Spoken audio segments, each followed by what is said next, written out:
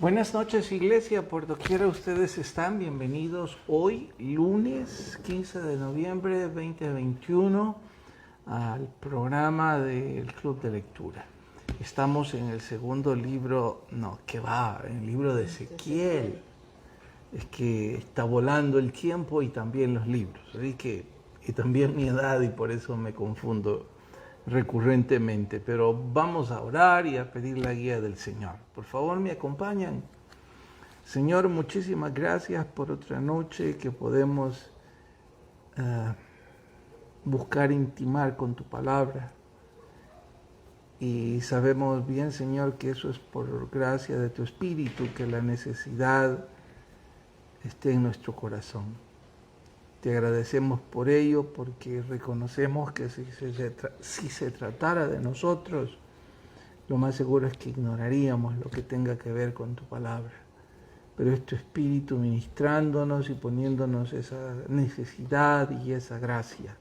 De ahí que estamos con nuestro corazón lleno de gratitud y rogándote que nos inspires, nos ilumines en nuestro estudio de hoy. En Cristo Jesús, nuestro Salvador. Amén. Bien, vamos a arrancar. Ezequiel, del capítulo 9 hasta el capítulo 12. Debemos correr porque hay que llegar al libro fin, Una señal en la frente, ¿a quiénes y por qué? El mandato era marcar en la frente, y no sabemos qué tipo de marca, y no tiene relación alguna con la marca que el anticristo va a imponer en los últimos tiempos.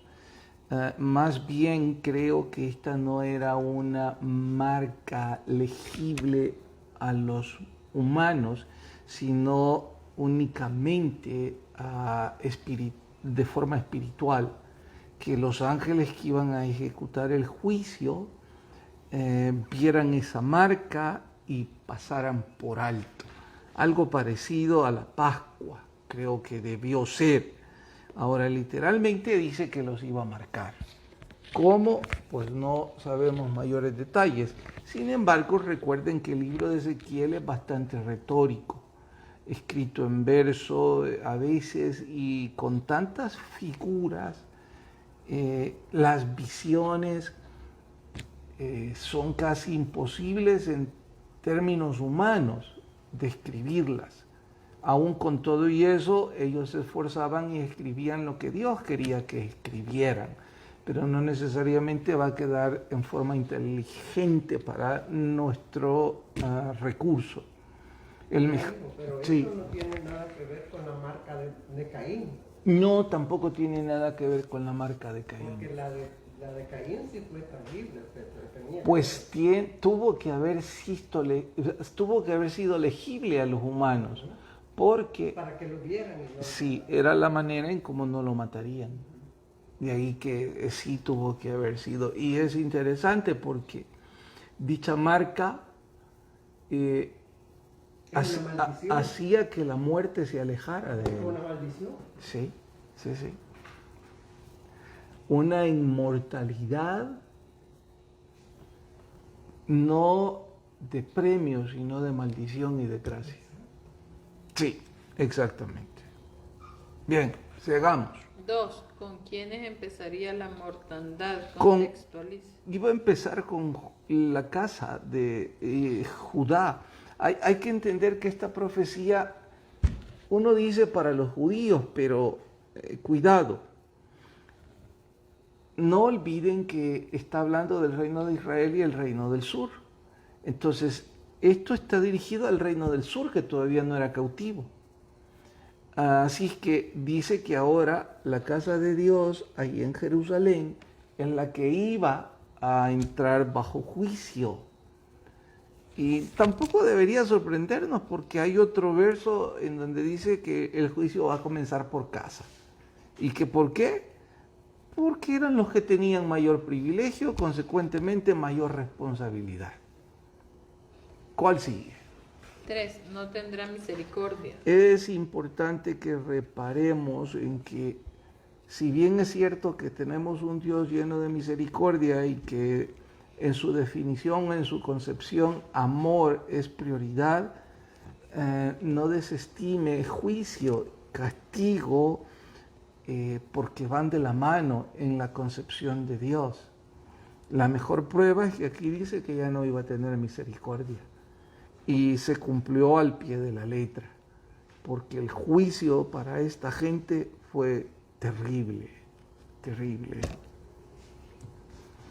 Parte de ese juicio es la respuesta 4, que la gloria del templo se apartó. Ellos vivían con un orgullo religioso, que la presencia de Dios estaba en su ciudad y que por eso ellos podían vivir como le viniera en gana. Entonces Dios abandona ese templo, su gloria se aleja y junto a su gloria también su protección. La que continúa. 5. Esta será la olla y nosotros la carne. Significado y aplique. Otra forma retórica de hablar, pero verán la estupidez. El profeta les estaba diciendo que venía juicio, entonces los profetas falsos y los líderes religiosos empezaron a decir, no se preocupen, compremos propiedades. Claro, la plusvalía se había venido a pique por el sitio, por el cerco militar. De ahí que los religiosos decían, compremos más propiedades que ahora toda esta gente las va a rematar, porque el fuego no vendrá y si viene, si este depósito fuera la olla, dice, nosotros seremos la carne y la olla, que son los muros de la ciudad, nos van a proteger. Entonces, aunque el fuego venga, no nos va a hacer daño. Dije que es estupidez usar esa ilustración, porque todos sabemos que la olla finalmente es el medio de calefacción. Es lo que iba a provocar que el fuego, pues no el fuego, pero sí que llegara a un punto de ebullición horrenda. Claro. Entonces ellos ocupan una ilustración para condenarse a sí mismos, para maldecirse, y en efecto sucedió tal cual. Hoy día es parecido. Algunos de forma religiosa, necia y prepotente pueden jactarse de su religión y que ésta los salvará, cuando la religión misma condena, no salva. ¡Qué tontería! Sí. 6. ¿Por qué les juzgaría? Ahí dice puntualmente que sería por su desobediencia y por imitar las costumbres de las naciones paganas. El versículo que estamos memorizando hoy, o los versículos, es bien largo, lo sé, pero hagamos el intento y si no logramos memorizarlos, pues cuando menos logremos entenderlos. Dice que Él nos daría un nuevo corazón, ya no de piedra, sino un corazón de carne y un espíritu recto. Dice también que este corazón nos iba a ser dado para honrar a Dios y para servirlo, que ese era el propósito del por qué nos darían un nuevo corazón. Ahora, el problema es que estos pues no tenían deseos ni de ese nuevo corazón, ni deseos de que su corazón de piedra fuera removido. Consecuentemente, lo único que les quedaba era el juicio. ¿Qué sigue? 7. Evidencia de los que tenían un nuevo corazón. Precisamente, los que tienen un nuevo corazón honran y sirven a Dios. Alguna gente yo creo que les soy antipática en la iglesia cuando digo de forma tajante que yo no creo que los que no sirven a Dios conozcan a Dios. Creo que me toman como radical o como un punto de vista de interpretación personal y única. Ojalá yo me equivoque y ellos tengan razón, pero si interpreto correctamente esto, aquí dice que la evidencia de los que tienen un nuevo corazón es que sirven a Dios, que lo aman, que lo honran. Consecuentemente, los que no lo sirven ¿Qué nuevo corazón tienen? Nada, no tienen corazón para Dios. 8. Si eran casa rebelde, ¿por qué predicarles? 2 razones. Una, para recalcar que fue error de ellos. Y esto debía quedar en evidencia por el advenimiento del castigo. Y la segunda razón, más importante aún, es que no todos mantuvieron sus oídos sordos. Hubo un remanente, es decir, un pequeño grupo que sí escuchaba la reconvención y sí se volvían a Dios. Y por ese grupo, por supuesto que valía la pena. 9. Explique la señal de salir frente al pueblo con enseres Otra figura retórica. Hoy día nosotros los predicadores hacemos uso y eco de cualquier artificio de oratoria. Hacemos uso de fábulas, de símiles, de vez en cuando abundancia de ademanes, qué sé yo, cualquier recurso a nuestro alcance para impactar o llamar la atención de los no creyentes sobre todo. En este entonces Ezequiel y otros profetas como él fueron llamados por el Señor para ser un poco más vívidos en cuanto a su predicación. Prácticamente la dramatizaban, eran actores, casi por así decirlo.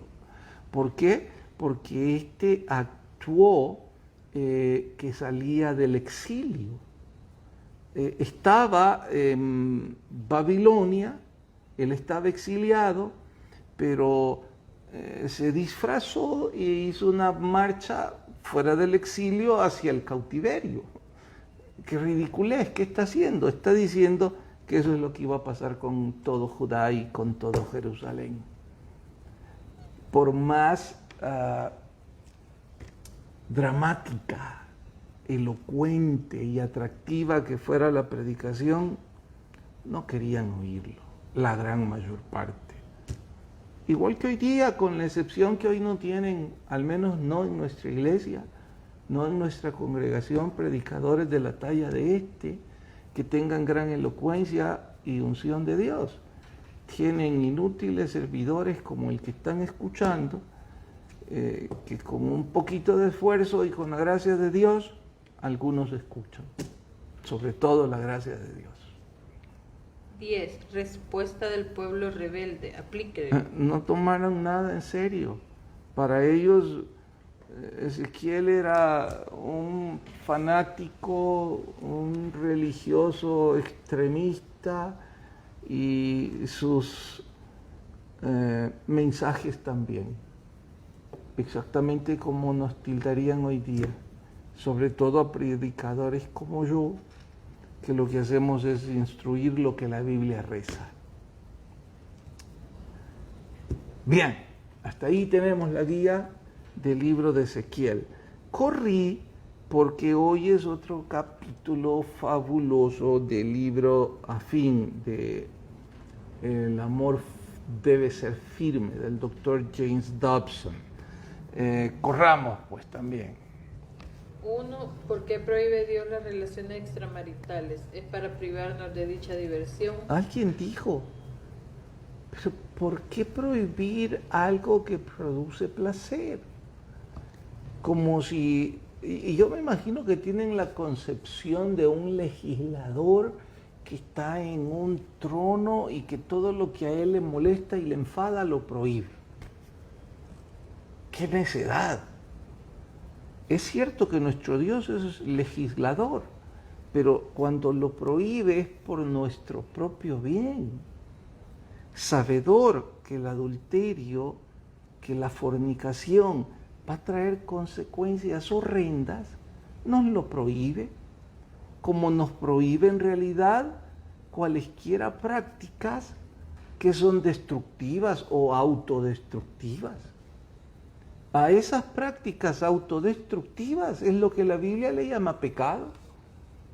Pero a nadie le sorprende, nadie juzgaría de severo a un papá que le prohíbe a su hijo tomar drogas.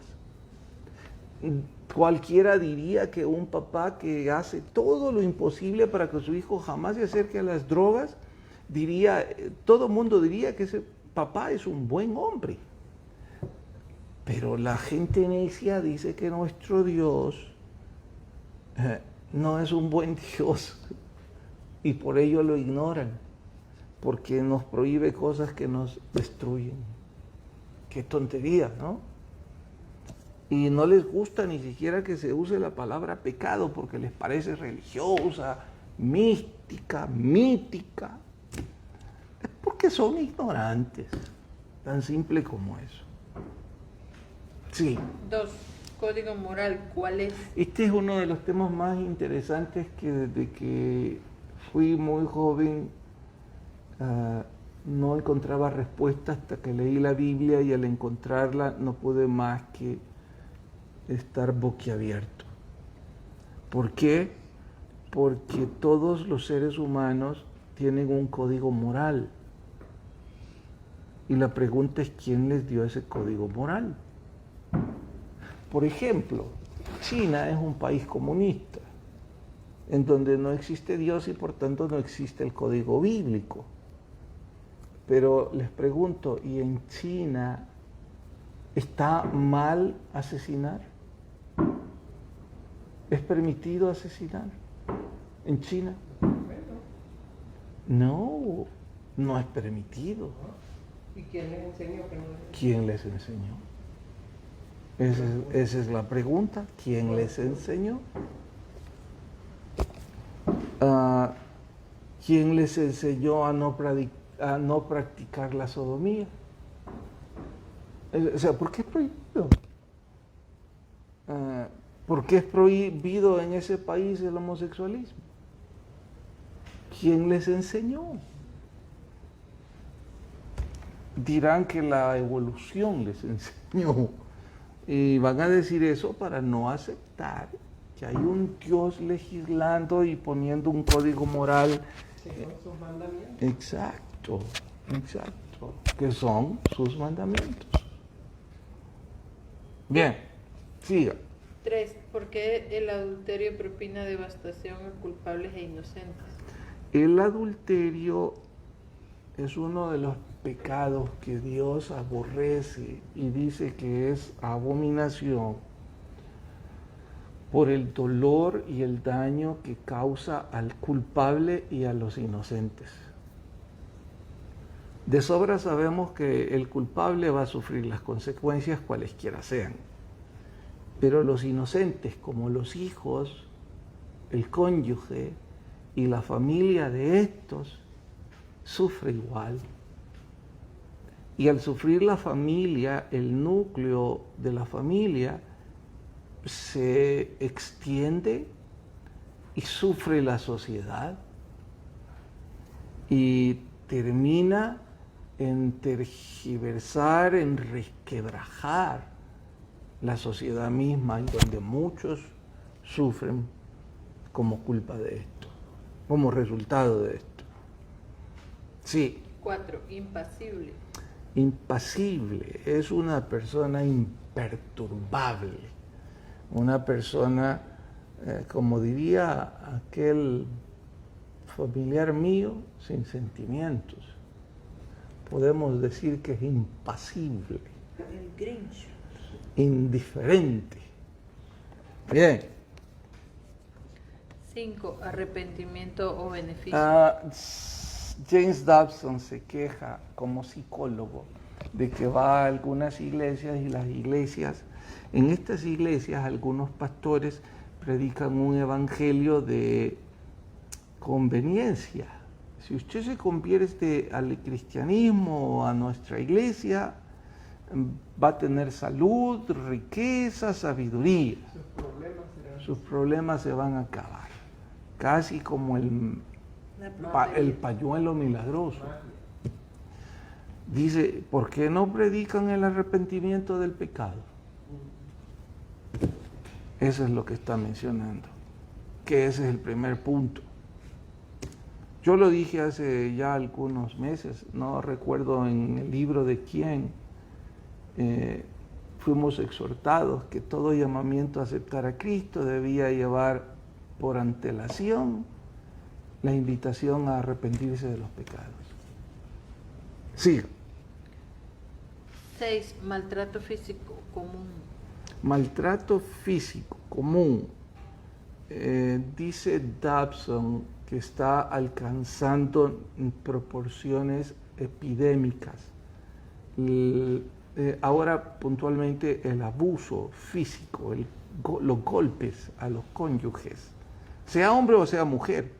En este caso debo decir con todo el respeto que Dobson merece, que su opinión se queda corta, porque yo creo que ha alcanzado proporciones pandémicas, no epidémicas. La diferencia, epidemia es un brote de una enfermedad en forma local, regional, pero pandemia es una enfermedad global, mundial. Es justo el COVID. Bueno, igual es el golpe a las mujeres, los golpes a las mujeres o a los esposos, porque también hay hombres maltratados. Sí, aunque no lo crean, aquí en El Salvador. Jenny se está riendo, es incrédula. Crisis obligada para un periodo de restauración. Igual que todo el libro, recuerden que Dobson sugiere que el punto de honor es provocar una crisis. Y yo jamás enseñé eso en consejería porque no lo supe.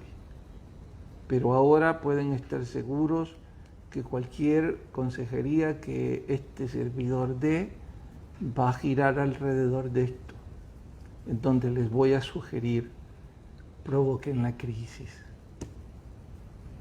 Es mejor confrontar el pecado que dilatar la consecuencia. Patológico es enfermedad.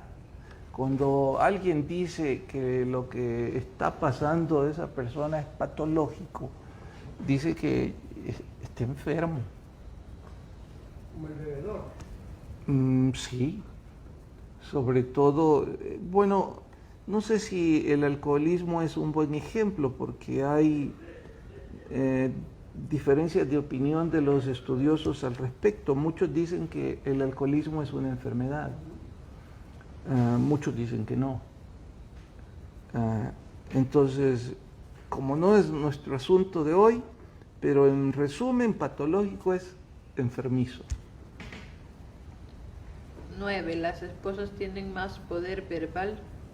Imagínense, en una relación, Dobson sostiene que las mujeres tienen más poder que los hombres con su hablar. Pero es bíblico, no es opinión basada en la experiencia. Dice que las mujeres fueron dotadas por el cielo con salamería, con dulzura, con labios color grana, rojizos, que tienen el poder con su dulzura, pero también con sus gritos, el poder verbal. ¿Qué sigue? 10. La violencia doméstica tiene más que una sola fuente de motivación. Qué bueno, logramos llegar hasta esta. Temí que no íbamos a llegar y me quedan 2 minutos. ¿Ustedes pueden creer como mujeres de que hay mujeres que provocan a su pareja para que la golpee? A propósito. Sí, que dicen que es una enfermedad de Yo he aconsejado a no menos de 6, 8 mujeres que jamás les creí que su marido la golpeaba. porque ella provocaba. No, o sea, sí la golpeó. Y ellas decían que la golpeaba porque el marido era un monstruo. Pero yo siempre creí, por lo que ellas mismas narraban, que el marido no era un monstruo. Entonces más pensaba, Ellas lo están provocando. Ahora descubro científicamente o académicamente de que estas mujeres en realidad, una posibilidad es que tienen un plan. ¿Cuál? Victimizarse y publicar de forma irrefutable ante todo el mundo de que el hombre es un monstruo. Incluso llevarlo a un juzgado, y quitarle custodia, quitarle dinero, quitarle lo que sea. La trama fue que me pegue. Y hay otra posibilidad patológica, que tienen un desorden de una especie de masoquismo, y no les gusta que la golpeen. Díganme ustedes, ¿no piensan que con el hecho de provocar una crisis, el punto del riesgo de abuso físico es casi inexistente cuando se crea la crisis? No, es casi inexistente. ¿Por qué? Porque el crear la crisis es decir adiós. Yo no regreso con usted hasta que usted no esté en un proceso de restauración y usted me convenza. Entonces, ¿cómo la va a golpear si no está enfrente? Y eso no es empezar un proceso de divorcio, como Dobson lo dice. Eso es empezar un proceso de restauración. Ahora, si ese hombre o esa mujer no entran en dicho proceso, sino que eso les sirve para distanciarse más, es la prueba de que eso jamás iba a funcionar. El punto es de que hombres y mujeres que están sufriendo semejante flagelo encuentren el valor. Bueno, en el Señor pueden encontrar ese valor y por eso deben leer ese libro, ¿no? Y por eso deben buscar la gracia y la bendición del Señor. ¿Hay algo que ibas a comentar? No, solo los saludos no los dijiste. Si querés correr, tenemos 30 segundos. Blanca Faz.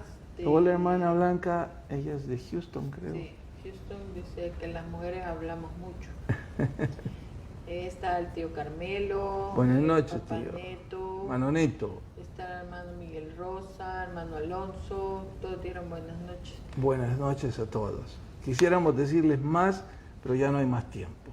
Gracias por estar con nosotros. El que tenga oídos, oiga lo que el Espíritu dice a las iglesias. Pasen buenas noches todos. Dios les bendiga.